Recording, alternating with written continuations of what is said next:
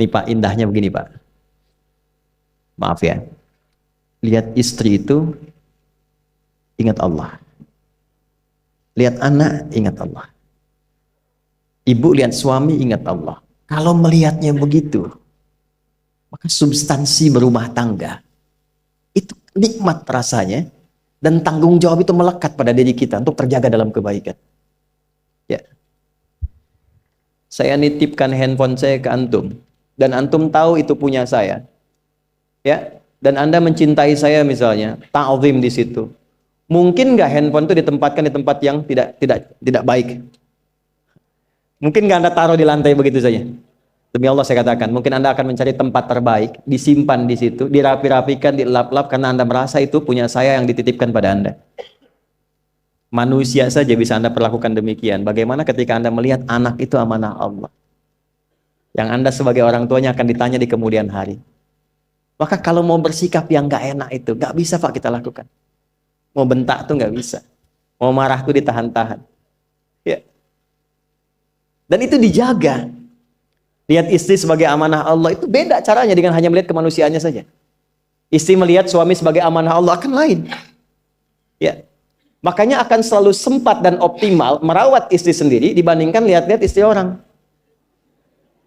Begitu sebaiknya. Ibu pun tidak harus berharap, kenapa ya suami saya nggak seperti Ustadz? Harapan yang sia-sia. Sudah ada turunan hikmahnya. Nah itu ada latihannya. Latihannya apa? Alladzina yadhkurunallah, zikir. Jadi kalau zikir itu sudah kuat dalam diri kita, ya sudah menghadirkan esensi zikir dalam diri kita, yang dilihat semuanya itu semua anugerah Allah Subhanahu wa taala. Jadi saat dia gembira itu dia bersyukur, dan saat dia sedang mengalami duka dia bersabar. Semua sama sebagai ibadah. Ajaban li amril mu'min. Kalau sudah seperti itu, kata Nabi, perkara hidupnya mengagumkan, gak ada keluhan. Itu latihannya zikir. Nah, zikir ini di Quran diturunkan dalam bentuk yang pokok berupa amalan ritual. Karena itulah semua bentuk amalan ritual disebut dengan zikir. Jadi kalau kita ingin hadirkan sifat tadi, maka cara pertama tingkatkan ibadah ritual. Salat. Apalagi? Al-Quran. Saya ambil dua dulu lah, supaya nggak banyak-banyak dulu. Yang pokok salat yang kita lakukan tiap hari. Tinggal kuantitas dan kualitas kita tingkatkan. Maaf, lihat sini baik-baik. Salat itu di Al-Quran disebut dengan zikir. Dalilnya Quran surah ke-20 ayat ke-14. Dan langsung disarikan dengan fungsi ibadah sebagai fungsi hidup kita. Sudah? Perhatikan baik-baik. Innani anallah la ilaha illa ana fa'budni wa aqimis salata lidzikri. Itu dalilnya. Sayalah Allah, kata Allah. La ilaha illa ana, tidak ada Tuhan yang layak dipertuhankan dan layak disembah kecuali saya, Allah. Allah. Bagaimana kenal Allah sebagai Tuhan? Ya, yang layak disembah, yang harus dipertuhankan, kenalnya bagaimana? Mendekatnya bagaimana? Fa'budni, sembah saya supaya kamu kenal saya, dekat dengan saya, tahu saya. Bagaimana caranya? Wa aqimis shalah, tunaikan salat.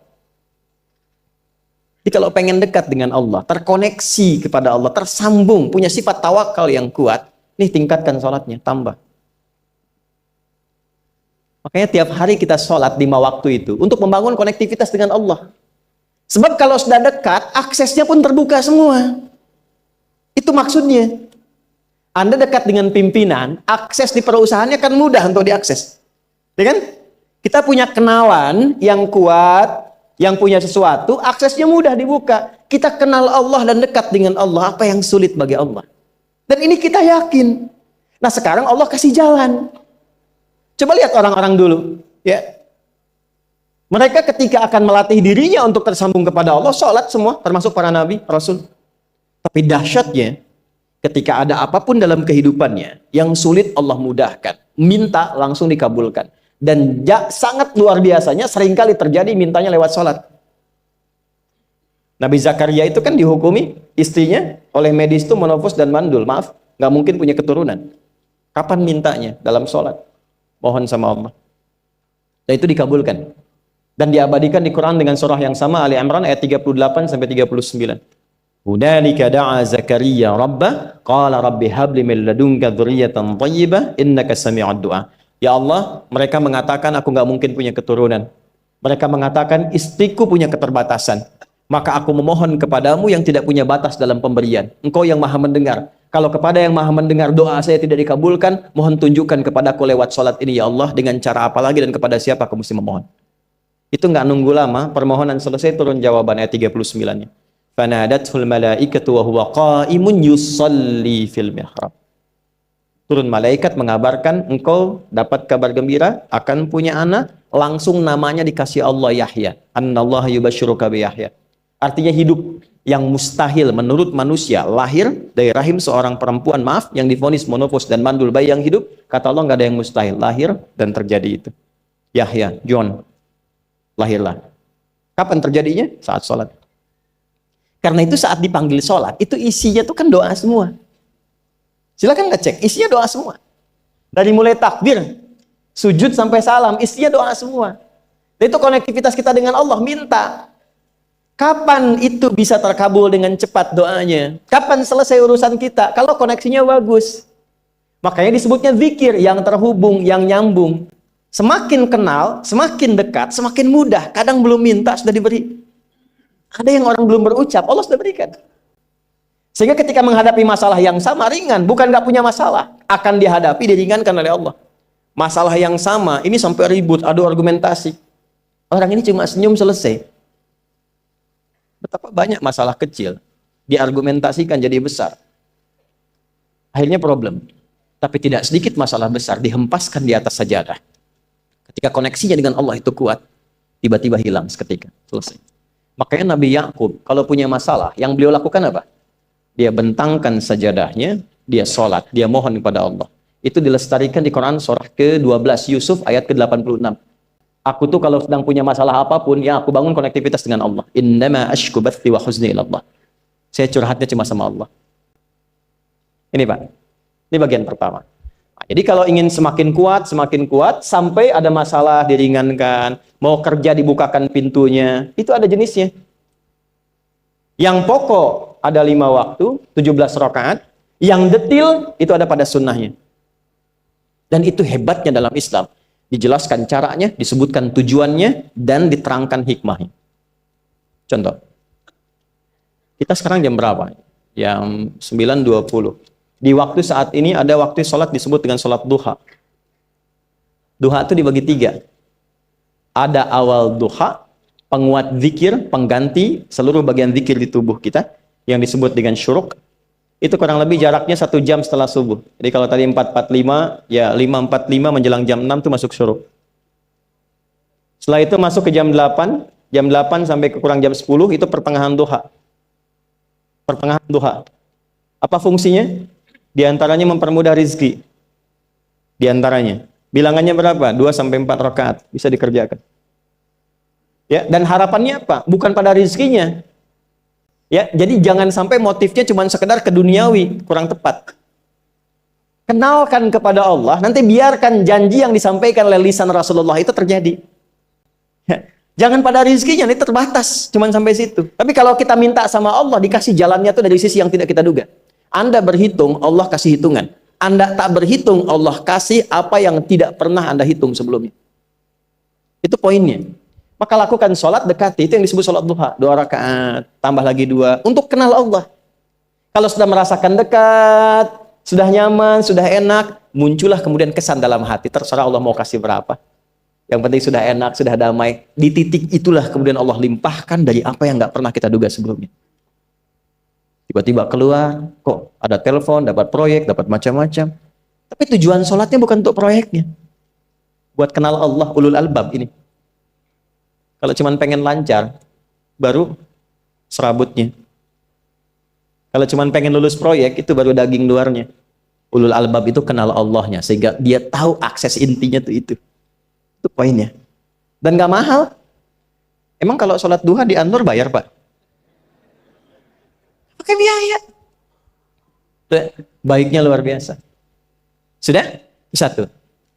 Kalau mau lagi misalnya, ini yang paling dahsyat nih. Dibimbing kita sampai ke posisi terbaik di apapun itu. Jadi ayah terbaik, ibu terbaik. Ya, jadi karyawan strategis, di militer terbaik. Terbaik tuh gini, di tempat terbaik yang memuliakan tuh makom namanya. Makanya kuburan sering disebut makam kan? Ya kan? Maksudnya apa? Maksudnya Anda selama hidup berkaryalah yang baik, ibadah yang benar, sehingga Anda wafat pun terhormat. Ya, kata makom itu pertama kali di Al-Baqarah ayat 125, makom Ibrahim. Ya. Ketika Allah sampaikan dalam Al-Qur'an, didapatkan di situ makom Ibrahim, wa idz ja'alna al-baita mathabatan lin-nasi wa amna wattakhidhu min maqami Ibrahim. Makanya kalau kita tawaf, itu dari mulai Hajar Aswad kan sampingnya dekat sekitar 5 meter ada makom Ibrahim kan? Itu tapak kaki pertama beliau meninggikan pondasi Ka'bah dan di situ diabadikan kemuliaannya sampai beliau wafat. Dikenal sampai sekarang. Ya, setelah sekian abad. Jadi kalau kita ingin terhormat dan masih dikenang sampai kapanpun, itu makom namanya. Tapi ada cara yang lebih hebat. Anda di posisi itu, lawan pun mengakui memang Anda yang pantas ada di situ. Itu namanya makom mahmuda. Makom mahmuda. Siapa yang bikin urutan 100 tokoh paling berpengaruh di dunia? Siapa? Saya tanya, yang nulis siapa namanya? 100.000? 200.000? Dia mencari langsung di Google tuh. Lambat mas, waktu habis. Michael Chart. Dia yang nulis, maaf ya. Urutan pertamanya siapa? Muhammad SAW. Yang nulis itu muslim atau bukan? Kok bisa tergerak hatinya untuk menempatkan seorang nabi muslim di tempat pertama? Saya tanya begini, kenal Abu Jahal nggak? Ya Allah, makin siang nih nggak fokus nih. Saya kira cuma di Bengkali saja yang kenal Abu Jahal, sini kenal juga. Baik, Abu Jahal itu, apakah orang ini tidak kenal Nabi? Kenal. Orang ini tahu, kalau saya sebut orang ini berarti kurang bagus ya. Kalau saya sebut beliau berarti baik ya. Abu Bakar saya sebut beliau, Abu Jahal orang ini. Maksudnya Abu Jahal. Apakah orang ini tidak tahu kalau Nabi itu mulia? Nabi unggul.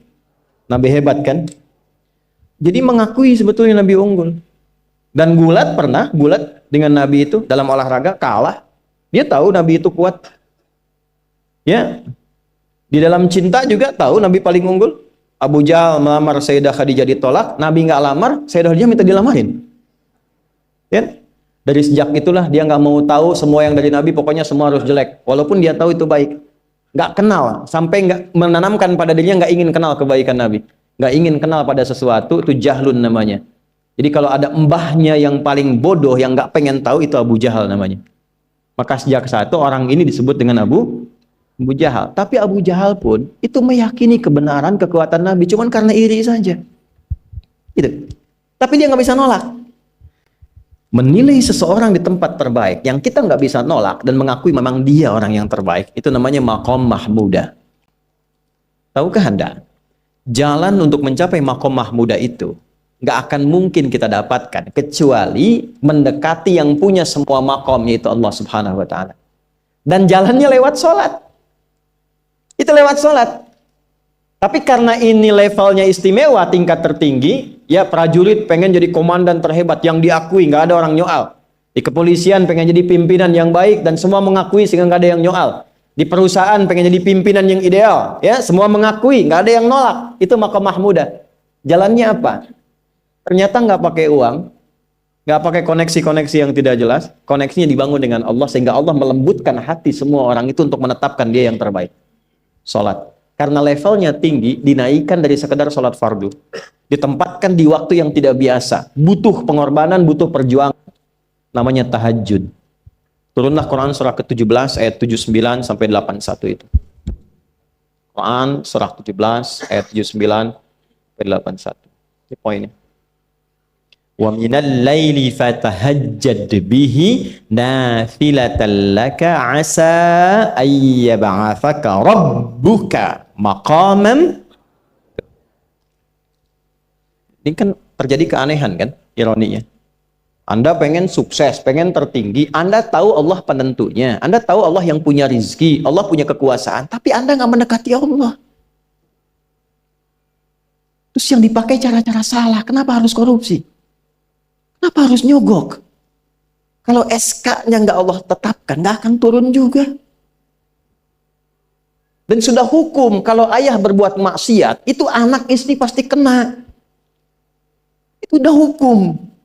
Makanya saya mohon deh, ya para ayah itu kalau mencari nafkah, cari yang benar. Kasihan anak Anda yang di SD. Harus berhenti sekolah. Maaf, bukan anak Anda, maksudnya anak orang lah.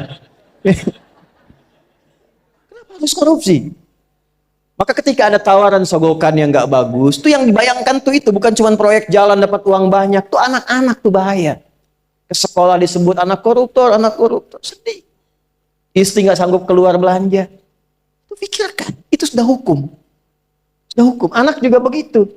Kalau mau berperilaku, ingat orang tua. Sebab ketika tidak baik, orang tua pasti kena. Anak di sekolah berantem, yang dipanggil siapa? Orang tuanya. Itu selalu terikat. Di rumah tangga itu selalu begitu. Karena nafas itu terikat. Semua saling mengikat. Babnya itu jelas. Nah, balik ke sini. Kalau ingin tingkat yang tertinggi, dekati pemiliknya Allah. Ini. Makanya tuh harus punya itu. Itu ringan kalau sudah punya itu tuh Allah. Saya punya Allah. Kita mau apa? Takut hidup. Nabi ditodong pakai pedang. Siapa yang menyelamatkan Muhammad sekarang? Ringan Nabi jawab, Allah. Jatuh pedang. Dibalik, kamu siapa yang menyelamatkan kamu? Bingung. Dan punya Allah itu luar biasa. Nah, ini yang harus tanamkan pada jiwa. Punya Allah sebagai Tuhan. Kalau sudah dekat, kenal, baik dengan itu, akses mudah semua. Dan yang paling indah itu apa? Menerima apa yang Allah tetapkan. Hari ini nggak dapat, alhamdulillah. Saya masih dikasih jalan. Alhamdulillah, besok belum dapat. Ada akumulasi, paham. Paham. Nah, itu nggak mungkin bisa dapat rasa itu. Salah satunya, ikhtiarnya apa? Nih, tahajud. Dan hebatnya kenapa sholatnya disebut tahajud? Tidak disebut sholat hajat. Ada hajat, ada tahajud, beda. Hajatun, hajada, hajadun, ada tahajjada ya tahajjud, tahajud. Beda. Tahajud, di situ aja. Ini sengaja nggak saya hapus nih. Mana staf saya? Oh, foto nih ya. Saya hafal insya Allah. Tahajud. Asalnya dari kata hajada, begini, ha, jim, dal. Ditambah ta di depannya, lalu ada tasydid sebelum akhirnya. Nih. Ini akarnya 3 huruf, ha, jim, dal. Hajada itu asalnya bangun dari tidur malam. Tidur dulu, lalu bangun setelah itu. Itu hajada. Pelan-pelan. Paham sampai sini? Kita teruskan. Kalau kita ingin berusaha untuk bangun, mengoptimalkan diri untuk bangun, maka tambahkan tak di depannya. Berusaha untuk mendapatkan atau mencapai sesuatu. Kalau yang kita akan lakukan itu tidak mudah, nggak gampang bangunnya, sehingga butuh rencana, butuh persiapan, ya kan? Maka tambahkan tasydid sebelum huruf akhirnya. Dari kata syiddah, apa yang mau dikerjakan ini nggak mudah. Memang pengen bangun itu jam 3. Tapi kan nggak tiba-tiba ujuk-ujuk bangun jam 3, belum tentu. Ya kan? Kita harus rencanakan dulu supaya bisa bangun, saat bangun tuh siap, bukan cuma bangun. Bangun jam 3, salatnya 4:30, ya kan jauh. Maka untuk bangun jam 3 itu butuh persiapan, nih syiddah. Maka rencanakan. Pasang alarm 3 kali. Misal yang ikhtiarnya jam 2, jam 2.15, jam 2.30. Alarm jam 2 untuk mematikan alarm yang kedua. Gitu kan? Yakin saya Anda kalau pasang alarm malam tuh nggak 1, yakin? Itu bangun, ceklek, mati. Minimal ingat akan ada alarm berikutnya kan? Nah, itulah tak. Allah itu sudah tahu modus-modus kita itu. Karena alim maha mengetahui. Detailnya kan kita lakukan kan Allah sudah tahu. Alarm yang kedua, membangun kesadaran paripurna. Peringatan kedua. Kalau pengen bangun, enggak tertidur. Maka ketika sampai pada alarm ketiga, sudah sadar kita. Oh.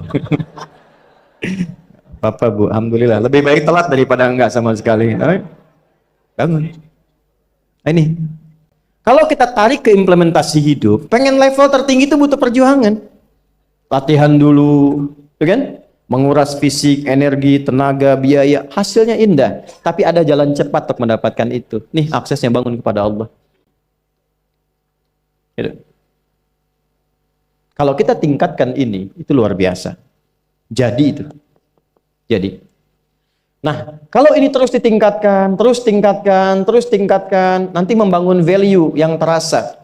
Ada nilai-nilai yang terasakan, kita merasa lebih dekat dengan Allah. Yang biasanya tadi dipanggil azan baru ingat sekarang, baru selesai subuh udah ingat isya. Nanti isya bagaimana? Gitu kan, urutkan. Tapi tetap zuhur juga, zuhur, asar, maghrib, isya. Waktunya kenal, jam berapa. Bahkan dipetakan, saya nanti akan ke sini, masjid yang terdekat di situ. Jadi lihat peta itu, ya, lihat peta jalan, saya nggak sebut nama supaya nggak endorse. Itu lihat peta jalan. Itu dia petakan, saya akan sampai di situ jam berapa, durasinya berapa, masjidnya di mana. Kalau tertinggal di situ, di sini saya sholat Jumatnya. Sampai ke situ. Nah, value yang membuat kita semakin meningkat dekat dengan Allah, itu takwa namanya. Takwa. Disebutkan sebanyak 240 kali dalam Al-Quran. Nah, intinya itu ini nih. Jiwa takwanya. Kalau ini sudah ada, Allahu Akbar. Silahkan Anda keluarkan semua kata-kata takwa di Quran. Tidak ada kecuali yang indah semuanya. Quran surah 65. 65 itu babnya bab tolak. Surahnya at-tolak. Tolak itu persoalan terbesar di rumah tangga. Nggak akan bisa terjadi yang demikian itu kalau ada takwa di dalamnya. Nyambung. Kalaupun mesti terjadi, itu spirit takwa mengarahkan pada yang terbaik. Makanya di ayat kedua di ujungnya, sampai ke ayat 3, apa yang terjadi? Di rumah tangga itu kan cuma 2 babnya. Satu masalah dari komunikasi, yang kedua materi.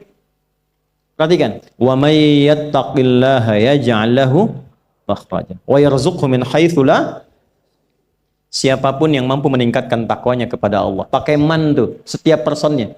Suami, istri, ayah, ibu, anak, satu keluarga mencoba meningkatkan takwa. Dia tahajud, bangun semua ingatkan. Bangun semua tahajud, salat duha, yuk ingatkan dimanapun. Alhamdulillah. Apa yang terjadi ketika dilakukan?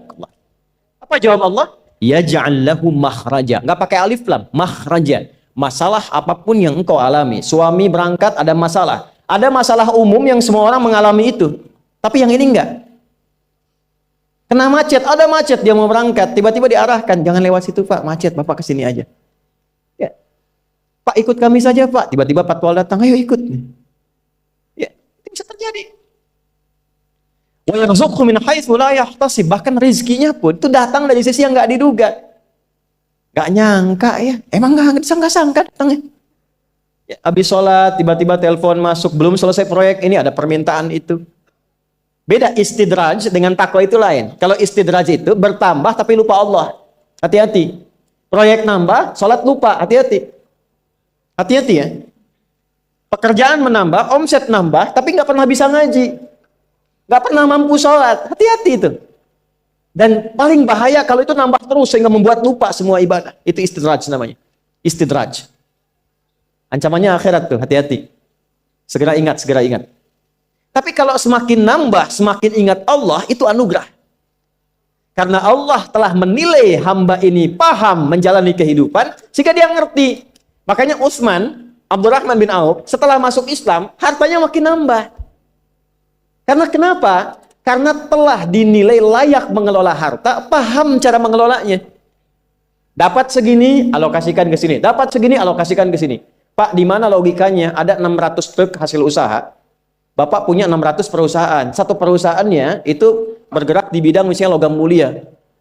Ya, ada emas, ada berlian, ada macam-macam dan sebagainya. Satu kali Anda berhasil mendapatkan kurang lebih 600 truk logam mulia di dalamnya. Mau datang kemudian ke tempat Anda di jalan. Tiba apa yang terjadi? Ada komen tetangga kepada Anda. Misal, komennya nggak langsung, cuma ke teman tetangga Anda dengar. Waduh, Pak Asep hisabnya luar biasa kayaknya ya. Hisabnya, bukan berliannya. Hisabnya luar biasa, terus nyampe di telinga Anda. Kira-kira ketika mendengar itu respon Anda apa? 100.000? Bingung kan? Bingung. Lihat Abdurrahman bin Auf, jazakallahu khair. Datang 600 kafilah pakai unta. Isinya semua emas, berlian, perak, macam-macam. Heboh Madinah, bum bum bum bum bum bum bum. Tiba-tiba Sayyidah Aisyah komen radhiyallahu taala anha. Beliau kan yang terdekat dengan Nabi, satu istri Nabi SAW. Jadi kalau sudah ring satu Nabi, ada yang komen, kita tuh cuma 3 sikapnya. Like, share, and subscribe. Gak usah ikut komen lagi. Sukai, share, subscribe. Ikuti jalannya. Apa komennya? Secara singkat, kama qalat. Aku pernah mendengar Nabi SAW mengatakan, Abdurrahman bin Auf itu agak lambat hisabnya. Ya, selamat-lambatnya cepat juga dibanding kita kan? Ya? Maksudnya apa? Ingin menggambarkan betapa banyak kekayaannya. Scan, checklist, semua. Ketika mendengar komen itu, apa kata Abdurrahman bin Auf? Saya jadikan semua yang baru datang itu saya sedekahkan semua untuk orang Madinah. Supaya mempercepat hisabnya itu. Saya sedekahkan semua. Bisa nggak begitu?